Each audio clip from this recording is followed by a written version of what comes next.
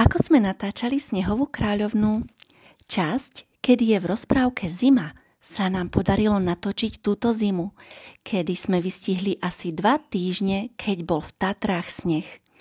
Táto zima bola skutočne slabá.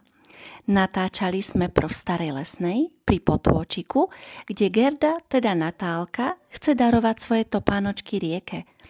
Potom sme sa presúvali natočiť konský záprah so Snehovou kráľovnou, ale aj Fínku a hry Gerdy a Kája v snehu na Štrbské pleso. Na plese bola príšerná zima a strašne fúkalo a skutočne sme veľmi mrzli. Spoznali ste, že Gerdu a Kája na sánkach ťaha koník so záprahom? Bol to aj napriek strašnej zime skutočný zážitok. V klipe a pôvodnom scenári mala Gerda pôvodne odchádzať od Fínky psím záprahom. Ale žiaľ, keďže pokrývka snehu bola veľmi nízka, tak sa nám to v ten deň a už ani v iný deň nepodarilo zrealizovať. Pre istotu sme teda natočili konský záprah a použili do klipu ten. Po neskorom obede, kde sme sa trochu zahriali, sme pokračovali lanovkou na hrebienok, kde sme našu rozprávku natáčali ďalej v ľadovom dome. A bola tam taktiež neskutočná zima.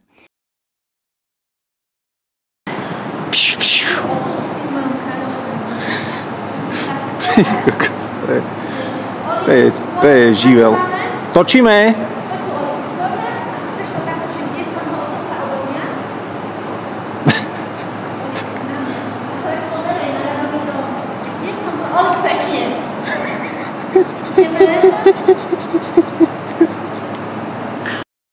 Jessica a Tánička, ktoré tancovali v ľadovom dome, naozaj len v jemných šatočkách to natočili asi za 15 minút a poslali sme ich rýchlo poslednou lanovkou domov. My sme natáčali dlhšie a keďže už lanovky tak neskoro nešli, museli sme zísť peši z hrebienka do Starého Smokovca. Kráľovnú Jari, ktorú stvárnila Agátka, sme natáčali v Dolnom Smokovci pri lesíku niekedy v lete a bolo naozaj aj na Tatry v ten deň veľmi horúco. V tomto lesíku sme natočili aj mladú zbojníčku, ktorú stvárnila Danielka. A keďže sme mali v ten deň veľa presunov a veľa scén, tak si Danielka úplne sama pripravila scénku v lese. Myslím, že bola naozaj nádherná. Tu nás prišli pozrieť aj naše 2 psíky. Sú veľmi často súčasťou nášho natáčania, ale okrem klipu Mami len za kamerou. V ten deň sme sa presúvali ešte do Markušoviec, kde sme museli natočiť princeznu, ktorú stvárnila Mirka. A keďže bolo strašne horúco, celý styling sa nám topil a Mirka v tých krásnych princeznovských šatách sa naozaj topila tiež.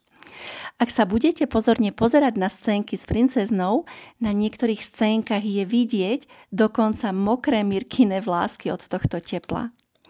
Po tejto scéne rýchla pizza a zasa sme sa presúvali tentokrát do dedinky za Prešovom, kde sme natáčali zbojníkov a šli sme tam aj kvôli Agátkinmu koníkovi, na ktorom vidíte Natálku ako Gerdu. Na koni sedela úplne prvýkrát a musela ho hneď sama viesť. Bola malinko v strese, ale Natálka je skutočne úžasná a zvládne čokoľvek.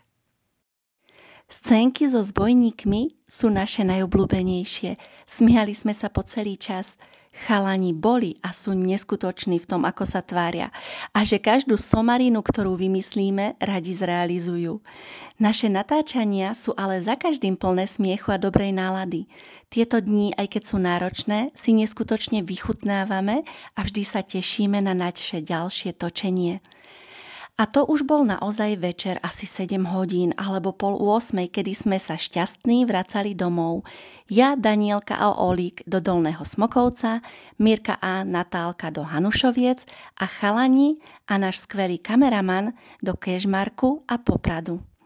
Bol to opäť úžasný deň a veľmi sme si ho užili. Možno by som len doplnila, že v našich rozprávkach natáčame stále v reálnom prostredí. Nemáme žiadne nereálne scény alebo fikcie. Takto chceme zdôrazniť a poukázať na krásy našho Slovenska, kam aj diváci môžu zavítať rovnako ako my.